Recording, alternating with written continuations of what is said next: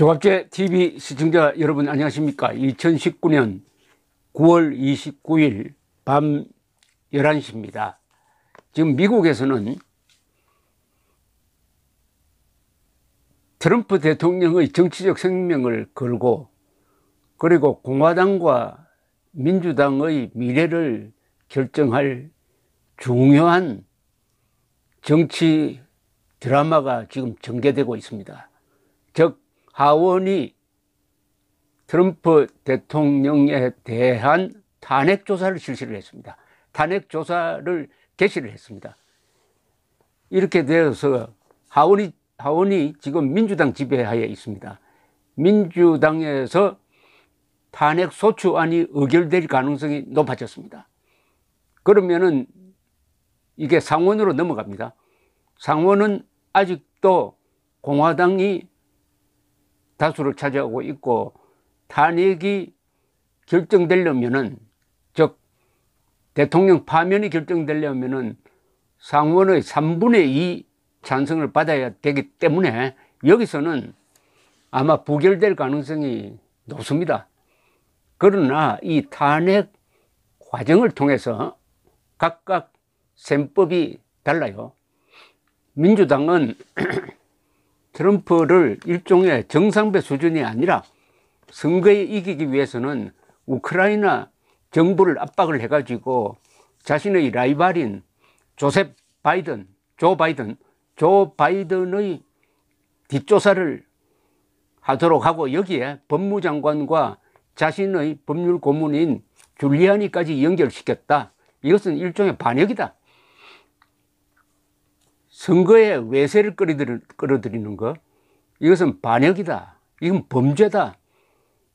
이런 점을 폭로하려고 하고 있고, 트럼프는 수세에 있지만은 이번 기회로 바이든의 아들과 관련된 부패 문제를 쟁점으로 키우면은 손해볼 것이 없다. 이런 각자의 셈법으로 지금 대기를 하고 있습니다. 그런데 언론 보도는 압도적으로 트럼프에게 불리합니다. 언론이라는 것은 사실을 추적하기 때문에 요사이 조국 사태를 추적하는 우리 언론과 비슷합니다. 미국에서도 사실을 추적하기 때문에 이 밝혀지는 사실이 트럼프에게 결코 유리한 게 아닙니다.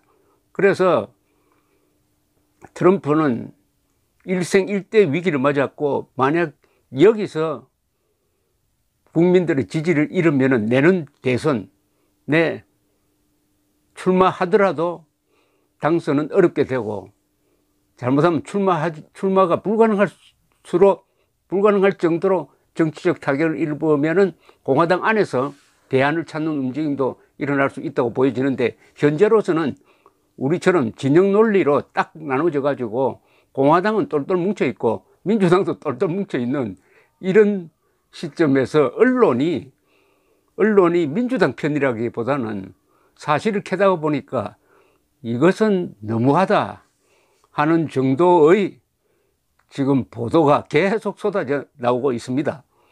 이 사건을 개괄적으로 설명을 드리면은 우크라이나에서부터 시작됐습니다. 우크라이나에서 젤렌스키라는 코미디언 출신 대통령이 당선이 됐습니다. 그런데 우크라이나에 가스 회사가 있는데 거기에 바이든의 이 민주당 전 부통령 바이든이고, 요사이 가상 대결에서 트럼프보다 항상 10%포인트 이상 이기고 있는 바이든의 아들이 거기에 근무를 하고 있었습니다.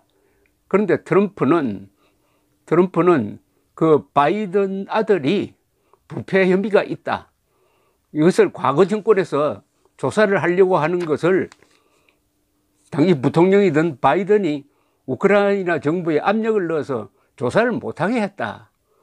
이것이 뭐냐 하는 것을 캐기 위해서 방금 대통령에 당선된 젤렌스키에게 전화를 걸어서 그걸 좀 조사해달라고 부탁을 하는 겁니다. 이 부탁하는 전화가 이번에 공개가 되었습니다. 한 30분 동안 서로 전화를 하는데, 젤렌스키와 7월 25일에 트럼프와 대화를 하는데, 이걸 읽어보면은 이건 말이 안 된다. 이거는 두 정상 간의 이야기가 아니고 마피아 보스가 협박하는 것과 비슷한 느낌을 봅니다. 이 대부라는 영화가 있지 않습니까? 갓파더의 마론 브란드가 대부죠. 마론 브란드에게 평소에 신세해진 어떤 가수 겸 영화 배우가 찾아와가지고 어떤 영화에 자기가 꼭 나가야 되는데 제작자가 말을 안 듣는다, 좀 도와주세요 하니까 마론 브란드가 거기에 개입을 합니다. 그래서 제작자에게 전화를 걸어가지고 부탁을 하니까 안 들어주니까 그러면 좋다, 내가 내 변호사를 보내겠다 해서 변호사가 가서 압박을 해도 안 들어주니까 어떤 계략을 쓰느냐 하면은 그 영화 제작자가 자는 침대에다가 그 영화 제작자가 아끼는 말의 머리를 잘라가지고 피투성이 된 말의 머리를 이불 속에 감추어 두는 식으로 협박을 해가지고 결국은 영화 좋은 역을 맡도록 한다 하는 그런 스토리가 있었는데, 바로 그 장면에서 그 변호사 역할을 하는 사람이 누구냐? 바로 줄리아니 전 뉴욕 시장이고 트럼프의 법률 고문인데, 이 사람이 또 등장을 해가지고 우크라이나 대통령을 압박한다든지 우크라이나에 가서 공작을 하는 그 주역이 되었습니다. 아주 지저분한 사건이 연속적으로 폭로가 되고 있는데, 이 사건의 발단은 이겁니다. 지금 임명의 이름은 밝히지 않았지만 정보기관에 종사하는 사람이 이 사실을 알고 이건 너무한다, 이건 국가 이익을 해치는 것이다 해가지고 내부 고발 보고서를 써가지고 신고를 합니다. 감찰관이, 정보기관의 감찰관이 읽어보니까 아, 이건 일리가 있다 해가지고 이 내용을 미국 의회에 통보해 주려고 했더니 지금 국가정보국장 대리를 하는 사람이 못하게 막고 법무부도 보낼 필요 없다고 해서 막으니까 하원에서 들고 일어났습니다. 민주당이 장악한 하원에서 왜 그 신고서를 안 주느냐 해서 티격태격하고 있는 사이에 언론에 폭로가 됐습니다. 그러니까 코나로 몰린 트럼프가 그 대화록을 공개를 했어요. 대화록 공개를 한 게 실수였습니다. 사실은 이걸 공개를 하면은 뭔가 자기에게 유리한 게 밝혀질 줄 알았는데, 그걸 읽어보니까 이건 해도 너무하다. 또 그 뒤에 이 내부 고발 보고서, 내부 신고서죠. 내부 신고서가 또 공개가 됐습니다. 이 두 문서를 합쳐보니까 미국 대통령이 지금 아주 코나로 아주 어렵게 되어 있는 우크라이나를 압박을 해가지고 자신의 정적을 치는 이런 더러운 공작을 했다는 사실이 사실로 밝혀졌습니다. 이 우크라이나는 아시다시피 2014년에 푸틴이 우크라이나 영토인 크리미아를 그냥 빼앗아 가버리고 말았습니다. 그 정도로 끝나는 게 아니라 우크라이나의 동쪽에서 친러시아 반란군을 일으켜가지고 지금 내전 지역으로 만들어 놓고 있으니까 우크라이나는 미국에 매달리고 있습니다. 나토 국가에 매달리고 있어요. 그런데 한번 생각해 보십시오. 우크라이나가 가장 크게 의존하는 미국입니다. 그 미국 대통령이 바이든 아들에 대해서 좀 조사를 해달라고 우크라이나 대통령한테 부탁을 하면 안 들어주겠습니까? 더구나 트럼프는 압박 수단으로서 어떤 걸 사용을 했느냐 하면은 4억 달러 정도의 군사 원조를 하기로 되어 있었습니다. 이미 다 결정이 됐어요. 예산도 확보되어 있었습니다.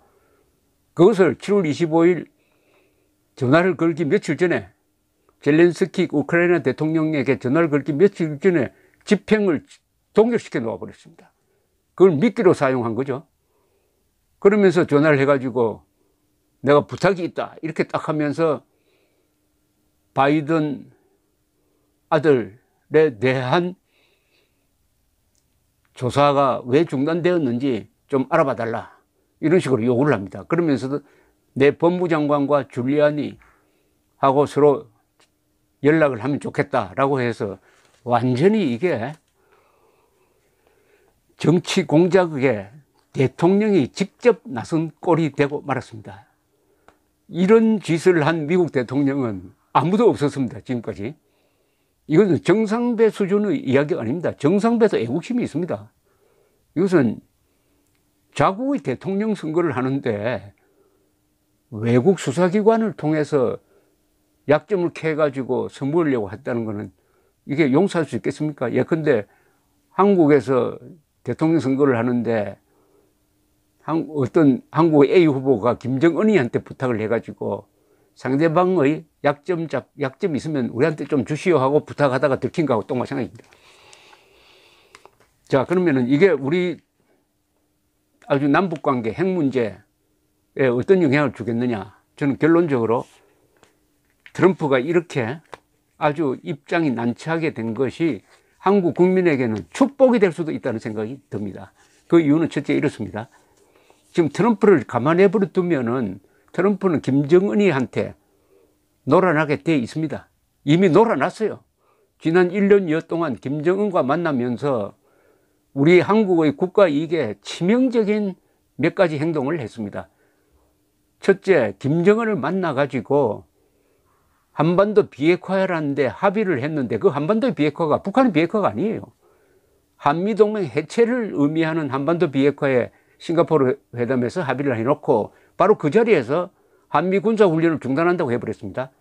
수건 사업 하나를 김정은이가 해결한 거예요. 이거는 우리 문재인 정부하고 의논도 안 하고 국방부와도 의논 안 하고 진멋대로 해버린 겁니다. 이때부터 한미 동맹이 약화되기 시작했습니다. 한미 동맹 약화를 문재인 정권에게만 책임을 넘기는데 상당 부분은 트럼프에게도 책임이 있습니다. 그리고 김정은이를 계속 칭찬하는 겁니다. 북한 주민들이 김정은을 사랑한다는 이런 괴상망측한 이야기도 하고, 만나보니까 김정은은 참 좋은 사람이고 김정은으로부터 편지 받으면 뷰티풀 레터가 왔다.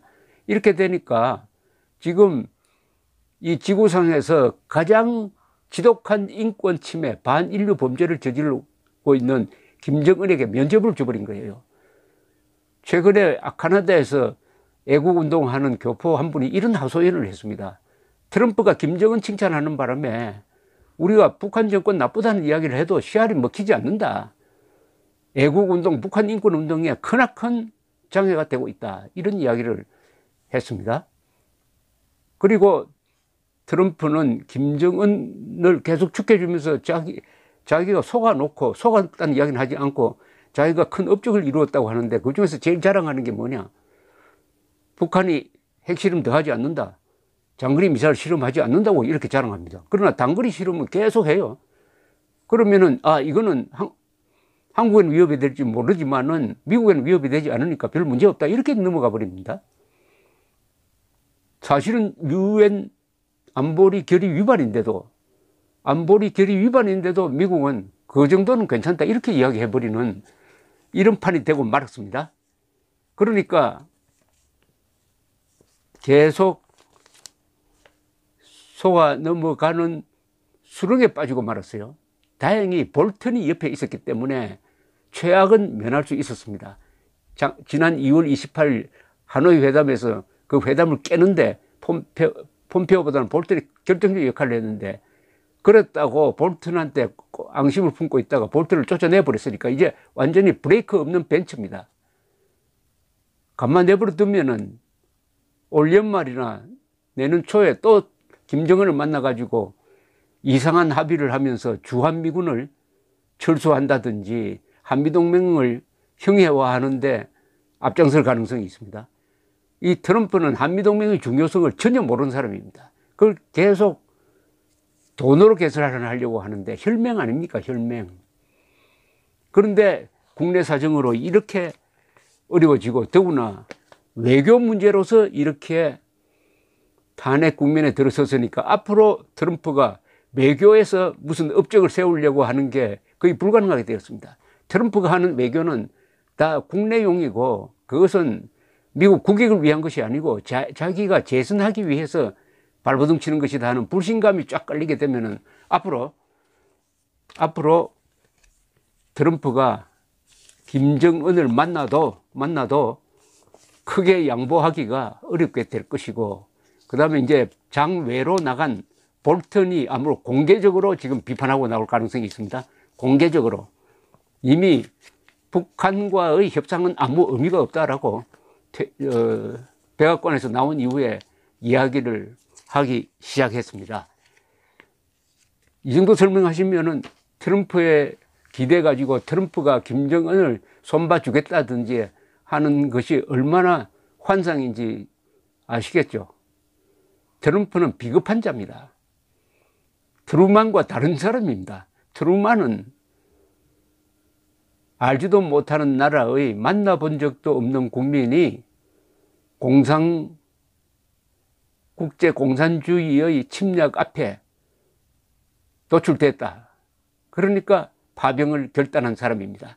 180만 명을 보냈습니다. 연인원으로 5만 4천 명이 죽고 10만 명이 다쳤습니다. 이것을 감수하고라도 세계의 자유를 위해서는 작은 나라 한국의 자유부터 지켜야 된다는 결단을 내릴 수 있는 사람인데, 트럼프는 절대로 군사력을 쓸 만한 배짱이 없는 사람입니다. 최근에는 이란이 미국의 드론을 격추시켰을 때 이란에 대한 보복을 작전 계획을 다 세워가지고 단추만 누르면 되는데 갑자기 취소시켜버리고 말았습니다. 그 정도도 할 수 없는 사람이니까 트럼프가 나서가지고 군사적 압박을 통해서 김정은의 핵을 제거한다는 것은 불가능합니다. 다만 대북 제재나 계속 해주면은 그것으로 만족해야 됩니다. 더 이상 나가면은, 더 이상 트럼프가 김정은과 만나고 장난치도록 내버려 두면은 여기에 문재인 대통령이 브레이크를 걸어줘야 되는데, 문재인 대통령은 오히려 엑셀레이터를 밟고 있으니까 대한민국 국민만 고립무원이 되어 있었는데, 다행히 이번에 트럼프가 이 탄핵 사태로 어렵게 되고 민주당이 브레이크를 걸면은 미국 관료들도 이 이상 트럼프 편을 들어가지고 외교 정책을 엉망진창으로 만들었다가는 언젠가는 내가 당하지 하는 이런 공포심이 확산될 때 미국 관료도 이제 용기를 가지고 트럼프를 견제할 수가 있다. 그런 점에서 트럼프 탄핵 사태는 한국인에겐 축복이 될 가능성이 높다. 이렇게 정리할 수가 있습니다. 감사합니다.